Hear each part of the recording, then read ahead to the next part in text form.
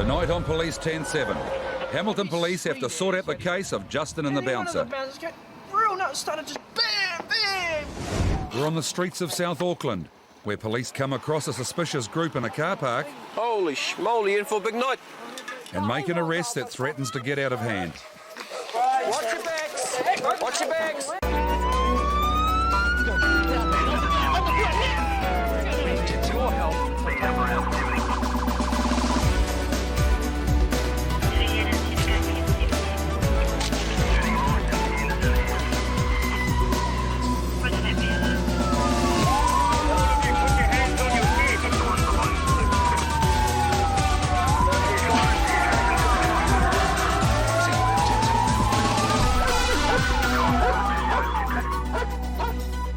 Maybe you come over here and just sit down on the... It's late on Wednesday night, and Constable Rob Down is responding to a call from a man who claims he's been assaulted by a bouncer in a local bar. And then they came across Just have a seat. What happened? This is the whole story. I bought a beer in, I hopped out of the taxi and I had a beer in my hand. Walked in, I completely forgot about it. Put it down. They gathered and they said, no, man, you're out of here, you're out of here. So they're being real nut. Absolutely. You know, I couldn't believe it. And then I talked to one of the head lady chicks. She says, no, look, it'll be sweet as yada yada. And then one of the bouncers got real nuts, started just bam, sponging the shit out of me.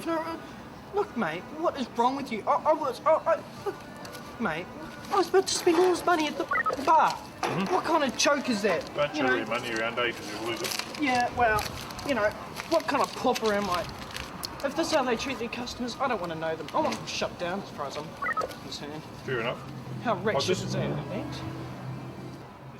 This isn't the first time Justin's asked the police for help. Although the last time he asked for help, it didn't quite work out how he'd expected. Well, I don't know yet. Well, last time I asked the police for help, they arrested me for no reason. In fact, they DIC'd me for no reason. Because they just thought I was driving the car, but that wasn't true either. By the time Constable Jason Mackay arrives on the scene, Justin's in full flight. It comes up, you know, just push it over, so it smacks me. What was the guy wearing? I can point to you, I can show you the fella. I'd like you to come over with me and then I'll go and have a chat with him and get his version of I think so things. too. Yeah. Because Come over here with us to make more... Yep. But in spite of Justin's claims, he's got no idea which bouncer threw him out. And who's the bouncer that dealt with this chap earlier? Just stay by the door. The guy there was the one who escorted him out first time, well, actually both occasions. Yeah. Who's been doing the hitting? Hitting? Yeah. Can you just come outside and just have a quick chat with you? Guy Winnakere, the bouncer, is claiming that he'd already thrown Justin out twice before the incident that led to the bloody nose. Walk out, and I was just escorting him out, and then he just put his hand up like that. And I thought he was going to strike me, so I just grabbed him and went to walk him out, and then he just went nuts. And had him up against the rail at the front, and he was just swinging his arms around, and I just gave him a slap on the nose, and that was it. Yeah, what do you mean by a slap on the nose? Like just like that, nothing aggressive, just a tap on the nose, just swinging his arms around. Right. Okay. I'll just have a chat with my partner if you can just wait here for me. Jason Mackay's inquiries have resulted in several statements that tally with the bouncers. This guy here, he's the manager, saw them escorting them out and then he started playing up. So we just got him to the front door and then I let him go. And then the guys put his arm up as though he's going to backhand him like that, the bouncer. So the bouncer's just open hand to whack him. That's it. It's going to be difficult to prove anything, isn't it? Yeah. As you can imagine, it's a bit of an untidy thing to try and sort out. But at the end of the day, if we're to prosecute, then obviously it's going to come back to what witnesses and things say. Well, there's 5 people in there that have a different set of events to yours. I've got your details, okay? Obviously stay away from here, all right? Don't go back in there, and if it goes any further, I'll contact you and go from there. All right? Okay. But Justin is not in a hurry to leave. and his response to a trespass notice is to chew it up and spit it out. Shit! You don't have to move away from here, Justin, all right? Good to go home. Now you know why What? I shit on this country. Now you know why I do not like this country. Best thing to get out of town for the night and go home. Best thing to leave the country. That might be good. With Justin seemingly on his way home, Rob still has to tell Guy Winnakaray what they've decided to do. Basically, your version of events, from talking to everyone else, stacks up. All I can say is, you know, probably at the end of the day, when you're removing people from the premises, you don't want them getting bleeding noses or bruises. So obviously you're able to protect yourself if they're going to do something crazy, and it appears that he has played up a bit.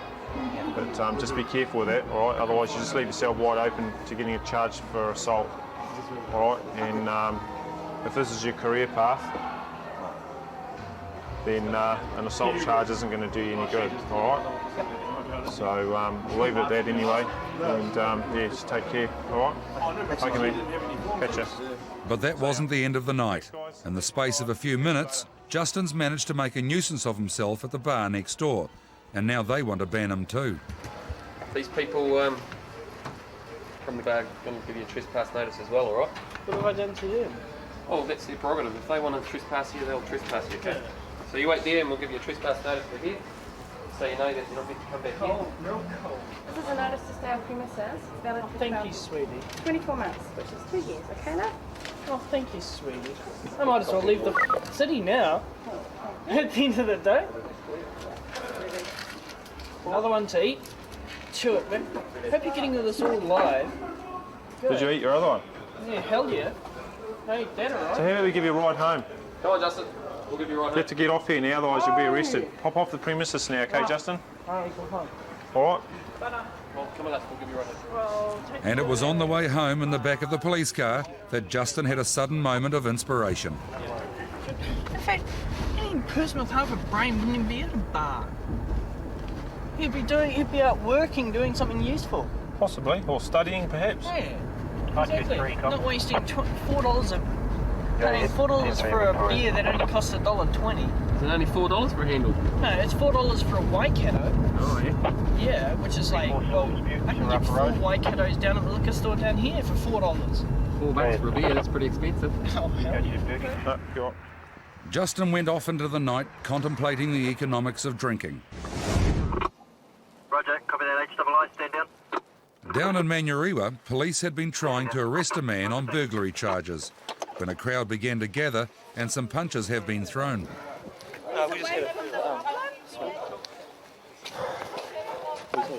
Although the suspected burglar has been taken into custody, the arrest of his young brother-in-law for disorderly behaviour leads to more trouble. He wasn't talking, I was, officer. Watch your backs, watch your backs, watch your backs, watch your backs.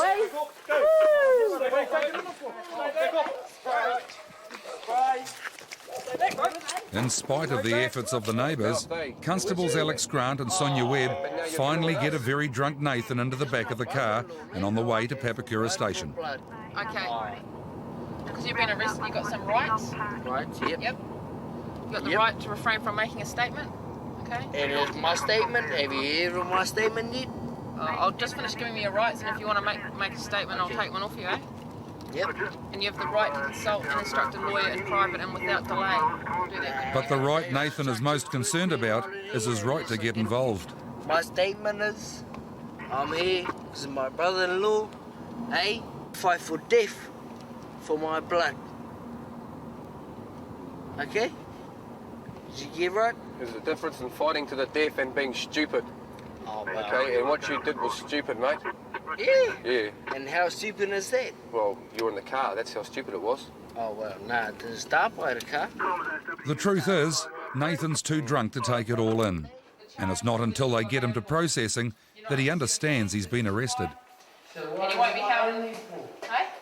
What am I here for? You've been arrested for disorderly behaviour. Arrested? Yeah, you were told that before.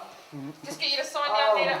Oh no! Arrested just for trying to. It's all gone. Yeah. Just sign down here to say you understand your rights. It's all gone horribly wrong, hasn't it? Just sign down. Praise.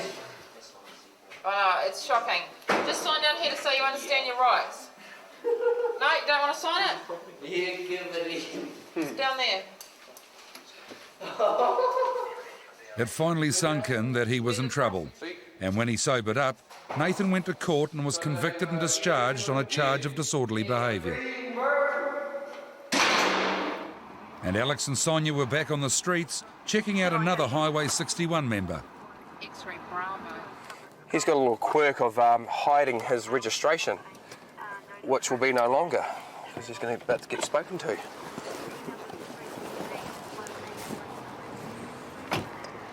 G'day. How are you, mate? Stop you for a licence check. Have you got your driver's licence on you? No, I haven't. Have you got a driver's licence? Yeah. What class is it, mate? Oh, full licence. Whereabouts are you heading off to? But the number plate and the licence aren't the only problems. The cab of the ute smells of cannabis. You haven't been smoking cannabis tonight, have you? Because I can smell it. Just tell me straight up if you have me. I'm cool as with it. Yeah, no, I haven't. Okay, tell me. Right, the second question I'll ask you: have you got any cannabis on you? You sure?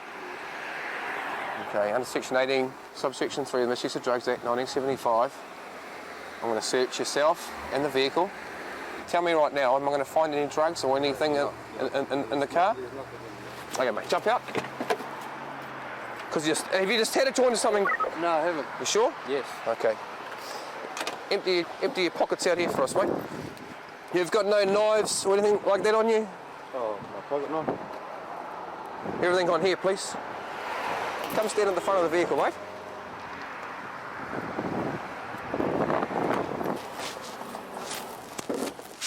The search reveals nothing. There's no physical evidence of cannabis in the ute, and with Gordon on his way, Alex and Sonia make their regular check of a nearby car park that's known as a pickup spot for prostitutes. How are you, mate? All right? Yeah, I'm all right. That's the way, mate. What are you doing up these ways, mate? Mate, I come out here all the time. What for? I just look around. Look around? Notice some of the fucking girls. Give them a ride home. Yeah? Yeah. Are you looking after them, or what's the story? Hell no. Yeah? I'm on that kind of shit. Aren't you? Have you been in trouble? While Sonia checks Kevin out, Alex checks on the woman, and he'd tried to help one of them out a few years before. Rita Rose, remember me? Yes, I remember Yeah. you. How are you, boss? Very good, thank you. Disappeared on me, didn't you? No. My star witness. Star witness for... To that assault, that guy that assaulted you. Oh, that was 2 years ago, remember? Yes. Remember, Rita? You took off, didn't you? Yes. So I had to drop the case. Okay, that's all right. Because I tried to check you down. Down those ways, and you never returned my phone call. What was that? What was that? Oh, Yeah. probably because I was locked up or something. No, after all that work I did for you, Yeah. you know, locked that guy up that assaulted you, and then you didn't even care. Right. Oh, well, you take care of yourself tonight, eh? Well, it does. You, mate. You take care of yourself. Good night too, eh, I will, boss? man. Yeah. And hello to the campers. Yeah, okay. Nice to see you again. How are you guys? The other women are getting high in the back of the car. What are you guys doing here? We were just going to the casino, bro. Oh, yeah? Yeah. Who's been sniffing glue? No, I don't touch that. Well, it stinks in here. What's in your bag, mate? Do you mind if I have a look through it? Holy schmoly, in for a big night. A search of the bag reveals the source of the fumes in the car and enough bourbon to keep them all warm. What's the spray paint for? What's the spray paint for? I'm confiscating off that spray paint off you, mate, all right? Okay? Oh, there's got dirt on them. Jeez. The check on Kevin reveals a serious criminal Cool, yes. record, but there are no do me a outstanding favour, eh? charges. Don't be hanging out around here, mate, okay? Because every time I see you, I'm going to stop you, all right? Okay? You've got plenty of previous form, I'm not going to go into that, but you've got plenty of previous, okay, mate? Is that understand? I'm being straight up with you. You're being straight up with me, which is all good. Okay? Take these people home, mate, otherwise they're just going to get into trouble. If I see you with any more spray paint, you'll be coming down to the station. All right. Sweet? Thank you. Okay. With everybody on their way home, Alex and Sonia headed off for the rest of their shift. Come, CAA. Can you just tell for what Dada's off at and what the history is, please? It's Tuesday night, and Constables Tyra Jacobson and Cherie Davidson are on patrol in Hamilton. There's also a vehicle which was involved earlier in a hit-and-run incident. The suspect vehicle's now almost crashed into Constable Les Crate's dog van, and the driver's drunk. I pulled over, she's swerving beside here. She came in fan up straight, she's 16. Is this girl here? Yeah. So her boyfriend's down, he's pissed, and she says, I'm not as pissed as he is, but I'm the best one, so I'm going to drive. And she can't even stand still. She's slurring her speech. How much have you been drinking this evening? A bottle of tequila, wine, whatever else. Doesn't matter. How much? Enough. Enough. Okay. Too much to be driving probably though, eh? Enough for driving for him, because it's his car. Okay. From the start, Jenny shows that she's no diplomat. It was a very good idea to drive. No, but I don't think that there's pigs uptown. Pigs uptown. I can't see any. You? That's a really, really good attitude, mate. How old are you? 16. 16. Yep. Okay. I've reason to believe you've been drinking alcohol. Yes. So I now require you to undergo a breath screening test without delay. If you just see your lips around there and take a big breath and blow until the bag blows up. All the way. Keep going. Keep going. A little bit more. That's enough for me. No, keep going. It's not full up yet. Good, that's fine. There seems little doubt Jenny's going to fail the test, although she still believes it was up to her to get everybody home. Do you actually have a driver's license? Why are you driving, man? Look at you, you can hardly stand up straight. He already. He is? What about you? You can hardly stand up straight, Well, man. she can't drive, he can't drive, and I'm the only one that cannot even see him. Didn't even see him. Well, she apparently warned me, but I didn't hear her. Because when it sounds like. Okay, have a look at this. Yep. Okay, now have a look. Stand up straight. Fail. Have a look. See how all the crystals on there are gone green, right past that yellow line? That's a fail, already know. Okay, that doesn't mean it's a foul. Okay, so I now require you, listen, I now require you to accompany me to the Hamilton Central Police Station or other place. Listen. Yeah, I'm listening. For the purposes of an evidential breath test, blood test, or both. Do you understand all that? Okay, good as. Hey, John, car! I think we'll just get her in the car. Come on, back with us. Having got her into the back of the car, there's still the problem of Jenny's very drunk friends. Hey, you guys are going to have to walk from here, eh? None of you guys can drive now. Stay away from him, eh? What are you going to do? Just over in the car. So just stay back over here. No, why did you... No. Because no one is going to be able to drive it, okay? You guys are really hammered and we don't know that you aren't going to come back and keep driving the car, okay? No, I want you to stay here. I want you to cooperate, okay? Yeah, I'm cooperating, okay? Okay. I want you to stay here until somebody... I'm going to call my mate Ben. Yep. And he can come and pick up the car. Okay, well, you know that you can go to there'll be a phone down the road, you can call Ben from there, okay? Wait, I've got my phone. I think a walk will do you good in the fresh air because you're quite hammered. They're so hammered that they try to join Jenny in the back of the police car. Right, stay in the car and shut up, okay? Me, Sit back and be quiet. You guys, keep moving. I just want to talk to you. No, you can't talk to her, you can talk to her later. Okay, we've already told you to start walking. She's my friend. Yeah, okay, start walking, all right? I'm not going to walk anywhere. I'm going to wait for my friend to come pick me up. This girl here is coming back to the station with us, and you just start walking if you want to make a phone call. I don't want to get arrested, okay? Just go and stand over there. I just want to... Go and stand over there. Look, I don't want to cause any problems, okay? How many times do you have to be told? Okay, go away. Eventually, the idea that he should stop interfering penetrates the fog of Justin's brain. Okay. Good man. Look, shake hands. No, that's right, mate. See ya. No problems? No problems. And they can get Jenny back to Central for an evidential breath test. Have you been breath tested before? Yeah. How many times? About 5 times. About 5 times. I got twice. And issued at $800 Did ya? Yeah. Not a very fast learner, are you? No. No. To here. After Jenny got some advice from a lawyer, it was straight onto the intoxilator. I now require you to undergo an evidential breath test without delay, so your lips around there and take a big blow. Blow until the... Keep going. Hold that tone, okay? Keep blowing. It's about 10 seconds. Keep going. Keep going. Keep going. Good girl. That's it. Well done. The result of the first test was 813, more than 5 times the limit for a 16-year-old.